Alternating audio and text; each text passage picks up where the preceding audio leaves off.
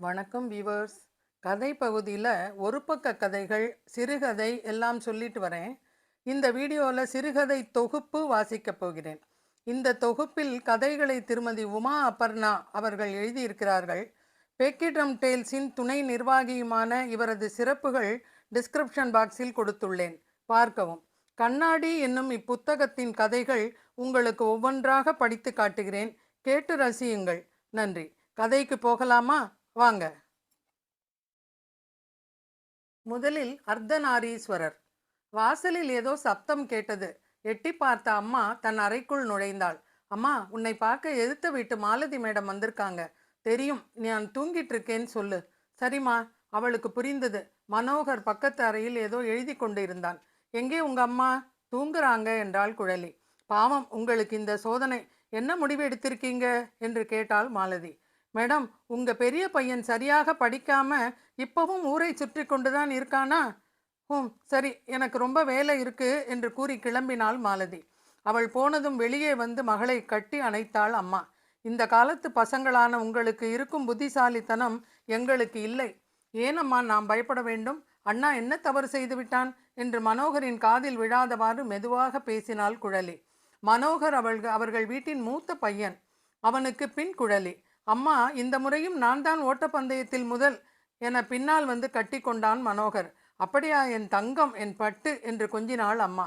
ஈன்ற பொழுதினும் பெரிது உவக்கும் தன் மகனை சான்றோன் என கேட்ட தாய் என்ற வரியைப் போல அவனின் குடும்பத்தை பெருமைப்பட வைத்து கொண்டே இருந்தான் மனோகர். மனோகுட்டி, நீ பெரியவனானா என்னவா வருவ? போலீஸ் என்றான் மிடுக்குடன். நல்லா ஓடி பயிற்சி செய்வேன், திருடனை பிடிக்க வேண்டுமல்லவா என்றான். ஆண் உடலில் அடைப்பட்டிருக்கும் பெண்ணும் அல்ல, பெண் உடலில் அடைப்பட்டிருக்கும் ஆணும் அல்ல. ஏனெனில் இது இல்லையெனில் அது இல்லை என்ற குறுகிய வட்டத்தையும் மீறிய பாலினமே எனது விளைவு. பேரழிவுகள் மட்டுமின்றி சிறிய மனம் படைத்தவர்களையும் குறுகிய மனப்பான்மையையும் வேற்றுமைப்படுத்தலையும் தினமும் சந்திக்கும் ஒரு போராளி. சிரிப்பு, அழுகை, கோபம், தாபம், மலர்ச்சி, மருட்சி என்று உங்கள் உணர்வுகளும் என் உணர்வுகளும் ஒன்று. நான் யாரென்று எதுவென்று என்னிடம் கேளுங்கள். மனிதன்தான். ஆக்கப்பூர்வமான அறிவும் அளவற்ற நம்பிக்கையும் கொண்ட எனக்கு கல்வி அறிவும் வேலை வாய்ப்பும் பெற உரிமை இருக்கிறது. மருத்துவர், செவிலியர், பொறியியல் வல்லுனர், ஆசிரியர், தலைவர் என்ற பல முகங்கள் எனது பெருமை. இத்தனை போராட்டங்களிலும் மனம் தளர்வதில்லை. இவையெல்லாம் இன்றைய கஷ்டங்கள். நாளைய சமுதாயம் அன்பும் அரவணைப்பும் நிறைந்தது என்பது என் நம்பிக்கை என்ற ரஷ்மி ஸ்ரீதர் சதாசிவம் எழுதிய கவிதையை படித்து கொண்டிருந்தாள் குழலி. மனோகர் அறை கதவு திரைக்கும் சத்தம் கேட்டது. ஹா என்ற புன்னகையோடு வெளியே வந்தான். மனோகரா, சாப்பிடவா? காலையிலிருந்து ரொம்ப நேரமா படித்து கொண்டிருந்தாய்.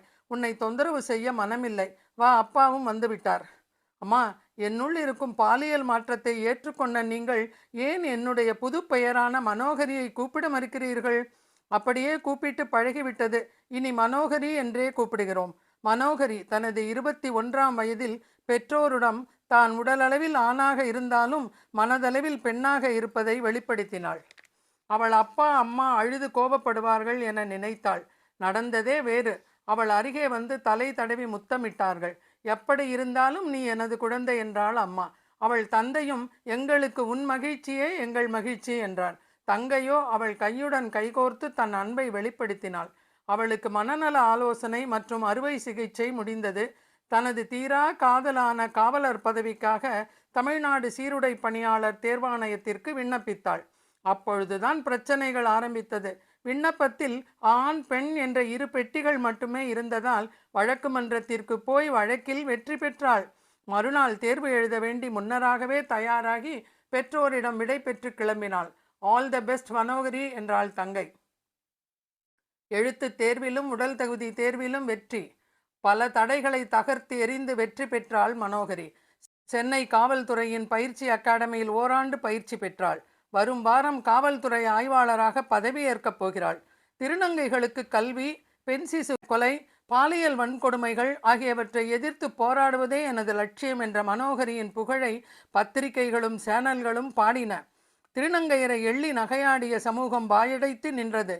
மாலாதியையும் மற்ற வீட்டினரையும் சந்தித்த குழலி, என் அக்காவிற்கு ஏற்பட்டது இயற்கை, அதில் கேலி செய்ய ஒன்றும் இல்லை. நான் அன்று உங்கள் பையனை பற்றி கூறியது உங்களை வருத்தம் அடைய வைக்க அல்ல, வலியை புரிய வைக்க. நாம் ஒவ்வொருவரும் ஒருவருக்கொருவர் அன்போடும் ஆதரவோடும் இருப்போம் என கைகூப்பி வேண்டினாள். அவளை பார்த்து மாலதியும் மற்றவர்களும் கண் கலங்கினர். மனித பன்மை போற்றும் இந்த வாழ்க்கை பயணத்தில் எனக்கு துணை நீங்கள் மட்டுமல்ல, நானும் உங்களுக்கு துணைதான். ஏனெனில் இது என் பயணம் அல்ல, நம் பயணம். ராஷ்மி ஸ்ரீதர் சதாசிவத்தின் வரிகளை மறுபடி படிக்கிறாள் குழலி. கண்ணாடி புத்தகத்தின் முதல் கதை, சிறுகதை தொகுப்பின் முதல் கதை முடிந்தது. அடுத்த கதை அடுத்த வீடியோவில். காத்திருங்கள் நேயர்களே. நன்றி.